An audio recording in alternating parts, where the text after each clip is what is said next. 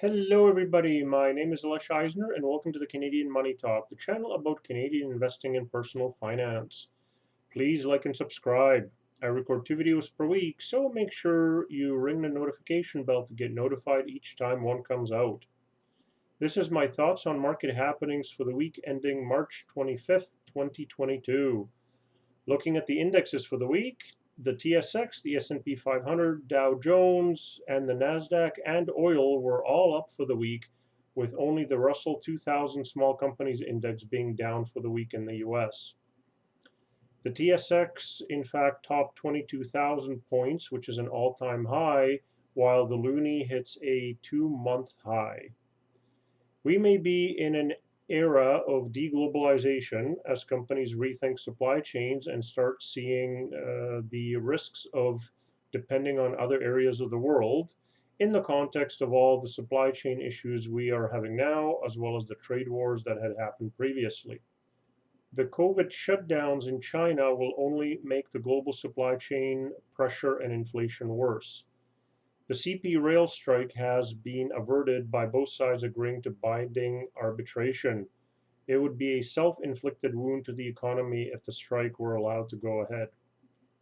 The increases in food and energy prices are already equal to 3 Bank of Canada rate hikes when it comes to their drag on the economy. The central banks may be more talk than action this year because the raising rates will slow the economy too much. We may need to put up with the inflation. The Canadian economy will both benefit and be harmed from the higher energy prices, but the Bank of Canada will probably decide the economy will benefit more from the higher oil prices, and thus the bank can be more hawkish with interest rates and continue the increases. Speaking of hawkish, the US Fed has made statements this week where Jay Powell said they could raise rates by 0.5% at a meeting or meetings. And expectations are that there will be 6 more rate hikes on both sides of the border this year. There seems to be more urgency now.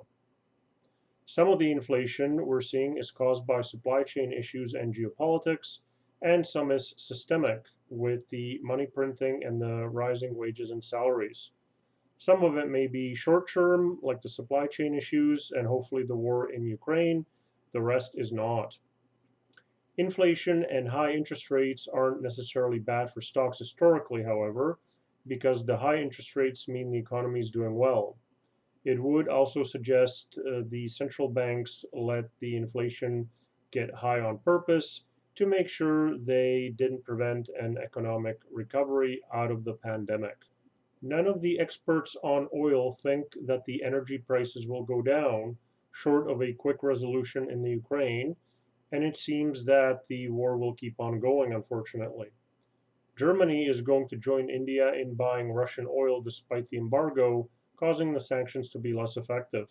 However, if Europe jumps in on the Russian oil ban, oil could hit $200 per barrel, some experts say.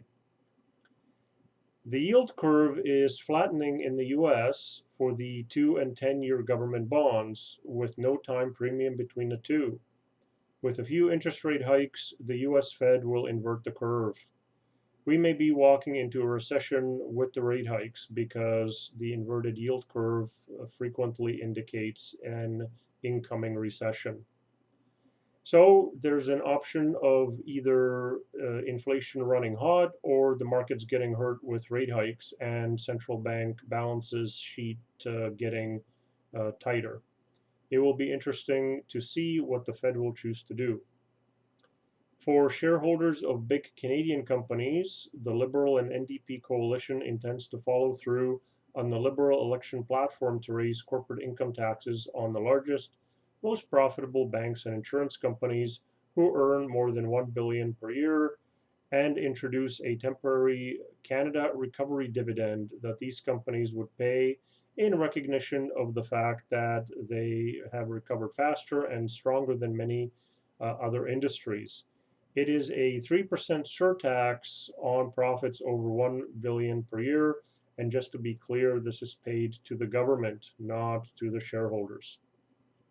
Looking forward to next week. The Canadian small caps continue to report next week, including BlackBerry and Well Health on Thursday.